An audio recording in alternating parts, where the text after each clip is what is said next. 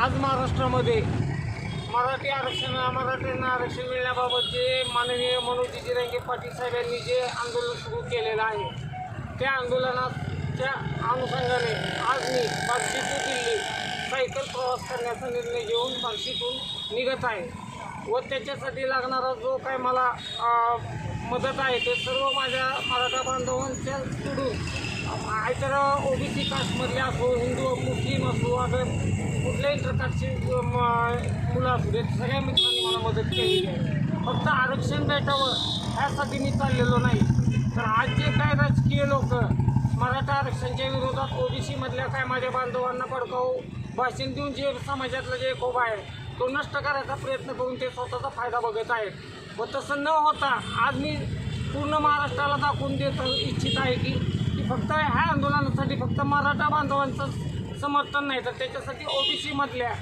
मुस्लिम जैन भीमवाले परत मातंग समाजाचे सगळे दलित बांधव आज माझ्याबरोबर आहेत, माझ्यासोबत आहेत व माझ्या खांद्याला खांदा लावून माझ्या सायकलीच्या तयारीपासून ते जायच्या तयारीपर्यंत त्यांनी स्वतःहून मला मदत केलेली आहे. तरी मी सर्व महाराष्ट्रातल्या सर्व बांधवांना सांगतोय की कुठल्याही प्रकारचे कोणाचं भाषण ऐकून वगैरे एकमेकाच्या जातीवर आक्षेप करू नका, बोट दाखवू नका.